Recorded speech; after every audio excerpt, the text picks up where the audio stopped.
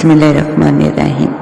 معزز ناظرین، آج ہم شیطان کی بیٹی کہانی کے ساتھ آپ کی خدمت میں حاضر ہیں۔ حمون چیخنے لگا اور چیختے ہوئے وہ تہ خانے میں ادھر ادھر بھاگنے لگا اور کچھ ہی دیر میں آگ کے شعلے بھڑک چکے تھے۔ حمون کی چیخیں بڑی بھیانک تھی۔ برے کام کا برا انجام ہوتا ہے۔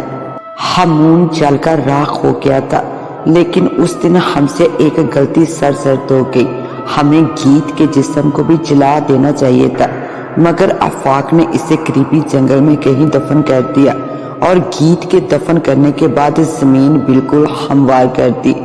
یہ ہم سے بہت بڑی غلطی ہوئی تھی۔ دراصل گیت شیطان کی بیٹی تھی اور اسے ہمیں جلا دینا چاہیے تھا، مگر ہم نے اسے دفن کر دیا۔ گاؤں میں 40 دنوں تک سکون اور امن قائم ہو گیا۔ ہر طرف سے لوگ مطمئن ہو گئے تھے۔ اس سارے گاؤں میں میں نے آفاق سے کہہ کر خود کو پوشیدہ رکھ لیا اور نہ ہی گاؤں والوں کو گیت کے بارے میں بتا رہا تھا۔ ہم گاؤں میں خوف و حرص پھیلانا نہیں چاہتے تھے، اس لیے امن و سکون کی فضا قائم ہو کہ سب کی خوشی میں میں خوش تھا۔ اچانک 40 دن گزرنے کے بعد گاؤں میں ایک سایہ دکھائی دینے لگا۔ میں اب حویلی میں اکیلا رہتا تھا۔ گاؤں والے حمون کی وجہ سے پہلے بھی حویلی سے دور ہو گئے تھے، اب بھی حویلی کا رخ نہیں کر رہے تھے، مگر گاؤں میں امن امان کی صورتحال قائم ہو گئی تھی۔ میں نے اکیلے ہی حویلی کو سنبھال لیا۔ آفاق کبھی کبھی حویلی میں آ جاتا۔ اسے گیت کی موت پر جہاں خوشی تھی اتنا ہی افسوس بھی تھا۔ آفاق نے اس دن مجھ سے کہا، میں نے خواب میں دیکھا ہے کہ گیت میرے خواب میں آئی ہے اور پھر ہر روز آنے لگی ہے۔ مجھے بہت پریشانی ہو رہی ہے، کیونکہ مجھے لگتا ہے کہ گیت کی روح پھر سے دوبارہ اس گاؤں میں آ گئی ہے اور اب وہ کوئی نیا کھیل کھیلنا چاہتی ہے۔ آفاق اس دن پسینے سے شرابور تھا، مگر موسم گرم تو نہیں تھا۔ گیت واقعی سب سے پہلے آفاق کے خوابوں میں آئی تھی اور سب سے پہلے وہ آفاق پر ہی اشکار ہوئی تھی۔ گیت کی روح اب آہستہ آہستہ گاؤں والوں کو نظر آنے لگی اور پھر ایک رات آفاق کے سامنے حقیقت میں گیت آ گئی۔ آفاق اسے دیکھ کر ڈرا نہیں تھا، مگر حیرت زدہ ضرور رہ گیا تھا۔ دراصل آفاق پہلے سمجھ نہیں پا رہا تھا کہ گیت دوبارہ کیسے آ گئی ہے اور سب سے پہلے اس پر اشکار ہوئی ہے۔ گیت، تم تو مر چکی تھی نا، پھر مرنے کے بعد دوبارہ کیسے آ گئی؟ اپنے ہاتھوں سے میں نے تم کو مارا تھا۔ ہاں، تم نے مجھے مار دیا تھا اور میں مر بھی گئی تھی، مگر جسم مرتا ہے، روح تو نہیں نہ مرتی۔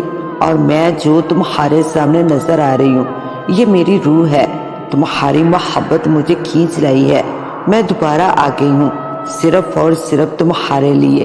تمہاری چاہت مرنے کے بعد بھی میری روح لے آئی ہے، مگر مجھے تم سے محبت نہیں ہے۔ مجھے تو کسی شیطان کی بیٹی سے کوئی سروکار نہیں ہے۔ تم واپس چلے جاؤ۔ نہ مجھے تمہاری محبت کی ضرورت ہے اور نہ تمہاری۔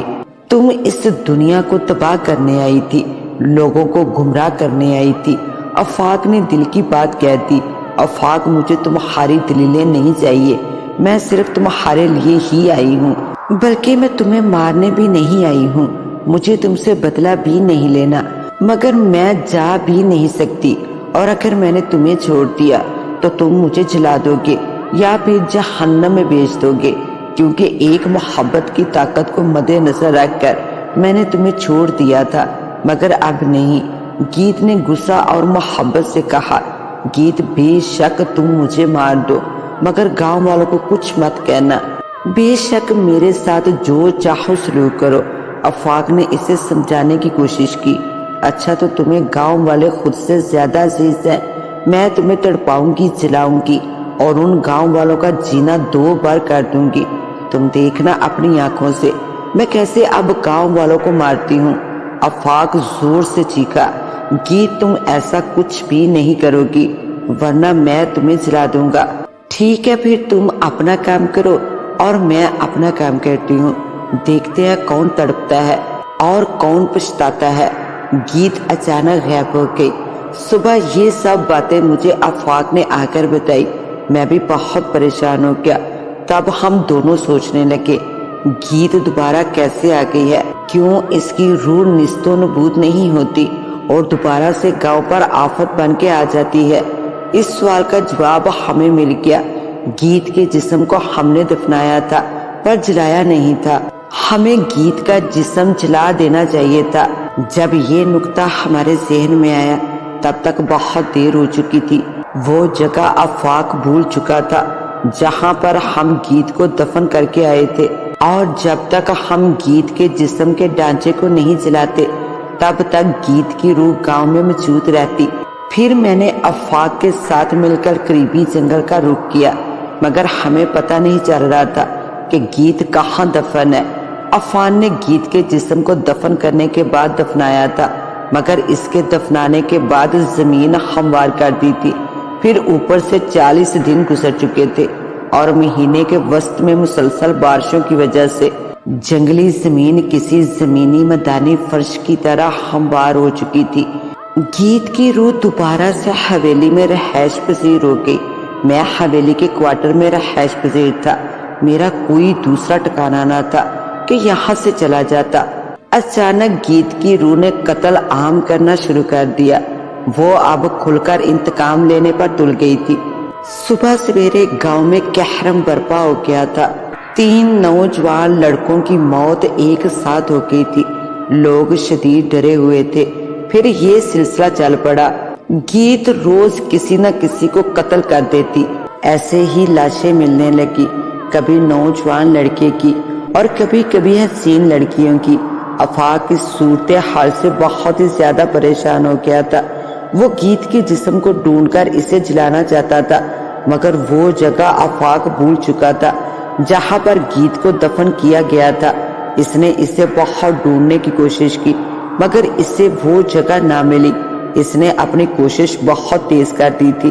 گاؤں کے نوجوانوں کے ساتھ مل کر اس پر تیاری شروع کر دی تھی کہ کسی طرح سے گیت کا مردہ جسم حاصل کرے اور اسے آتش نظر کر دے، مگر گیت کا جسم مل ہی نہیں رہا تھا۔ کئی دن کی کوشش اور محنت اور کھدائی کے بعد بھی سب لا حاصل نکلا۔ جنگل کے وسط میں گیت کو دفن کیا گیا تھا، مگر اب جیسے وہ جگہ نہیں مل رہی تھی۔ گاؤں والے شدید خوفزدہ ہو گئے تھے۔ گیت کی سرگرمیاں روز بہ روز بڑھ رہی تھی۔ گاؤں میں قتل عام کا اضافہ ہو گیا تھا اور آفاق پر صرف اور صرف ایک ہی جنون سوار تھا، مگر نتیجہ صفر نکل رہا تھا۔ حویلی میں رات کے وقت گیت کی روح پھرتی اور میں کوارٹر کی زنگ آلودہ کھڑکی سے گیت کو دیکھتا رہتا۔ گیت مجھے کچھ بھی نہیں کہہ رہی تھی۔ یقیناً وہ اس حویلی کو آباد رکھنا چاہتی تھی، تبھی وہ مجھے کچھ بھی نہیں کہہ رہی تھی۔ آفاق کے دوست ایک ایک کر کے ختم ہونے لگے۔ آفاق کی کوشش مکمل نہیں ہوئی، وہ بیچ میں ہی رہ گئی تھی۔ گاؤں والے گاؤں چھوڑنے کی باتیں کرنے لگے۔ اب آفاق کے ذہن میں ایک خیال آیا اور پھر فوراً اس نے اس پر عمل کیا۔ وہ اب کسی عمل والے سے گیت کو ختم کرنا چاہتا تھا اور وہ فوراً کسی عامل کی تلاش میں چلا گیا۔ دوسرے دن اس کے ساتھ ایک نورانی چہرے والے خوبصورت سے حسین و جمیل دوشیزہ بھی تھی۔ اس دوشیزہ کا نام صنوبر تھا۔ وہ 3 سال کی عمر کی ہوگی، مگر اس کے چہرے پر بلا کا نور تھا۔ وہ اس کو لے کر حویلی میں آ گیا۔ صنوبر کے آنے سے گیت کچھ ڈر سی گئی۔